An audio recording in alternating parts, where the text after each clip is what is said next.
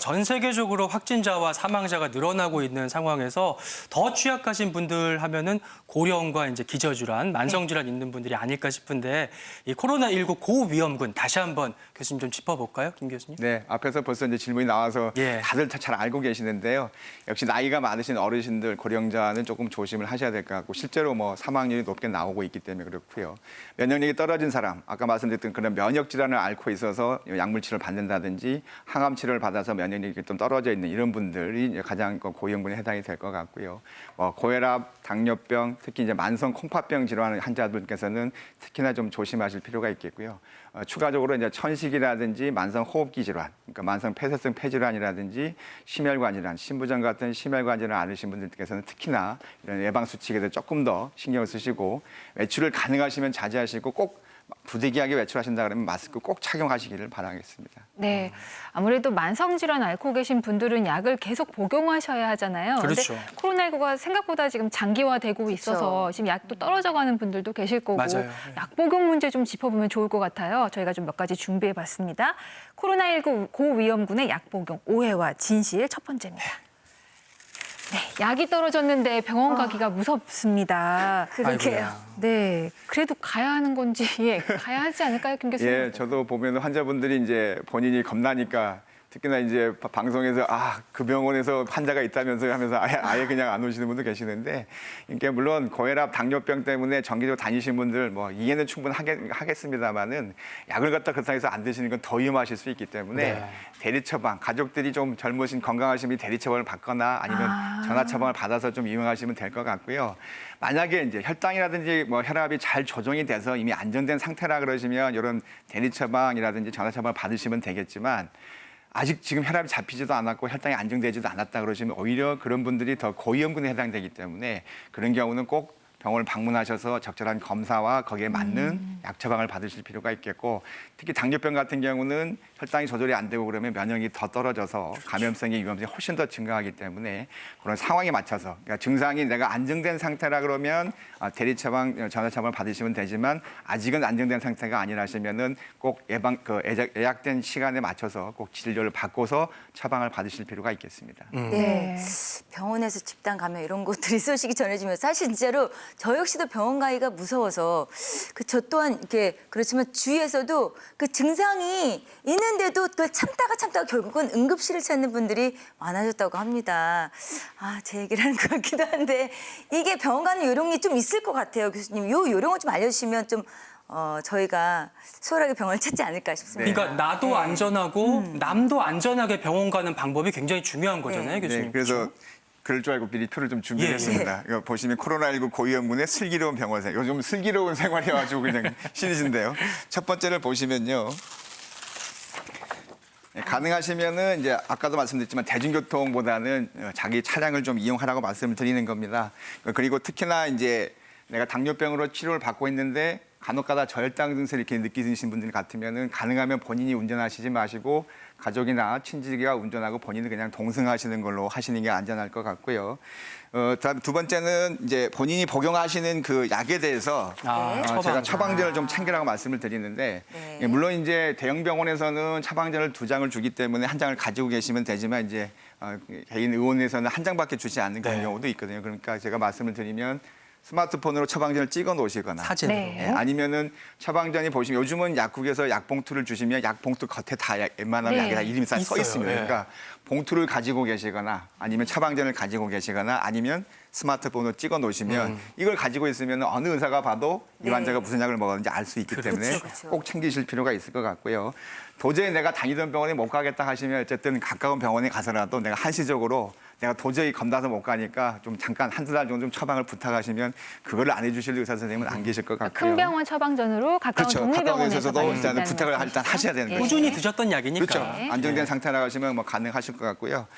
부득이하게 그래도 못 가겠다, 나 겁나서 못 가겠다 하시면은 여기 보시는 것처럼 이제 국민안심병원 아시다시피 안심병원은 호흡기 질환자하고 비호흡기 질환자를 이제 분리해서 진료를 하기 때문에 그 환자가 섞이지 않게끔 분리해서 진료하시니까 그 점에 대해서는 너무 걱정하실 필요가 없겠고요. 그다음에 마지막으로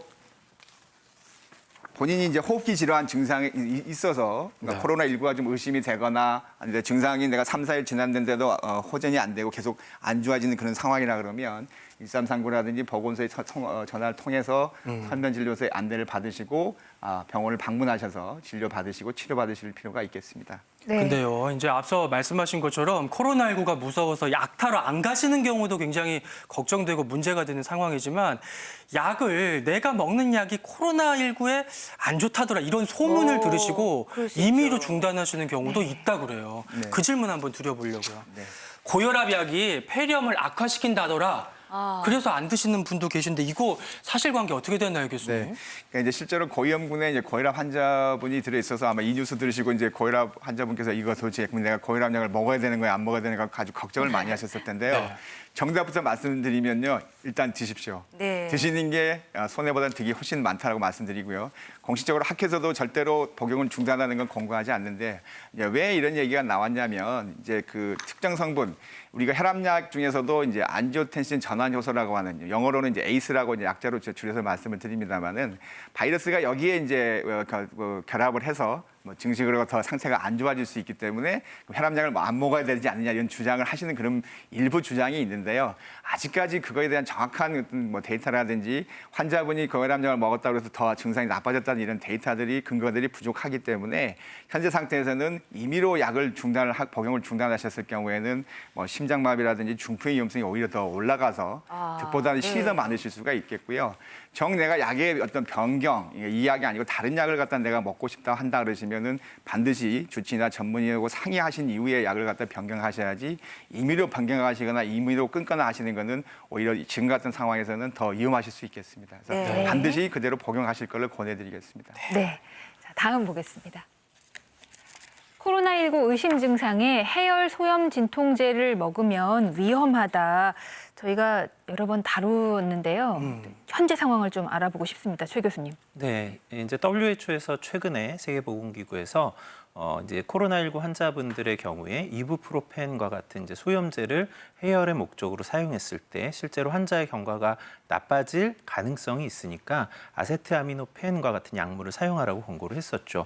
그런데 실제로는 이게 어떤 이론적 배경은 좀 있지만 실제로 환자분에게 얼마나 위험하다는 근거가 별로 없습니다. 그런 이유로 처음에는 권고를 했다가 다시 그럴 만한 근거가 충분하지 않다라고 번복을 했어요. 그래서 사실은 해열제로 이부프로펜이나 아세트아미노펜 사용하는 게 특별히 문제가 많이 될 거라고 생각하고 있지는 않고요. 다만 이 코로나19가 의심되는 환자분이라고 한다면 담당 의사하고 상의를 하셔서 어떤 약을 선택하는 게 좋을지 확인을 받고 약을 쓰시는 것이 안전할 것 같습니다. 네.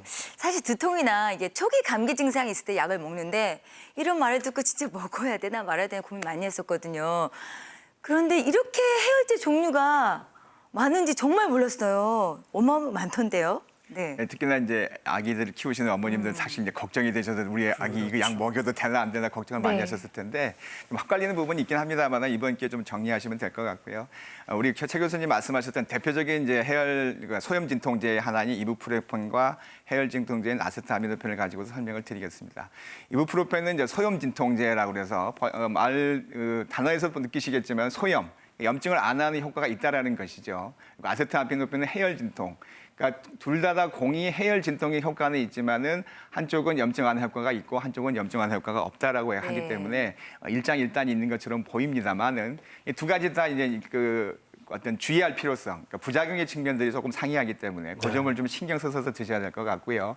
소염 진통제의 경우는 이게 염증을 가라앉히지만 위장장애, 장복을 했을 경우에 이제 십이지장 궤양이라든지 위궤양 같은 그런 위장장애가 있을 수가 있겠고 붓는다든지 그다음에 혈압이 약간 올라가는. 아마 우리 박주 아나운서도 감기약 드시다가 막 얼굴이 붓는다, 속이 안 좋다 그런 경험들이 있으실 거예요. 아마 방송할 때 티가 나죠. 10중 8구 아마 그 약 중에는 소염 진통제가 들어있을 거라고 보시면 될 것 같고, 그러니까 이제 식후에 드시기를 권해드리고 단기간, 그러니까 잠깐 뭐 일주일 동안 감기 때문에 약 드시는 건 전혀 문제가 되지 않은 부분인 거고요.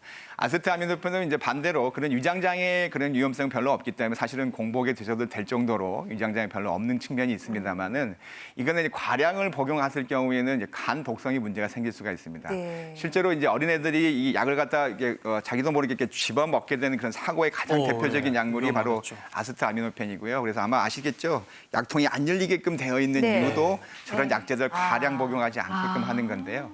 성인 기준으로 해서는 하루에 한 4,000mg 정도인데 이거를 넘어설 경우에는 결국 뭐 일반인들도 독성이 생길 수가 있겠고요. 평소에 과음을 하시거나 내가 만성 간질환 때문에 고생하시는 분들은 이왕이시면 아세트아미노펜을 조금 피하셔서 오히려 이부프로펜을 드시거나 네. 아세트아미노펜을 드시더라도 용량을 좀 줄여서 드시는 게 가장 효과를 보시면서도 안전하게 드시는 방법이 되겠습니다. 네.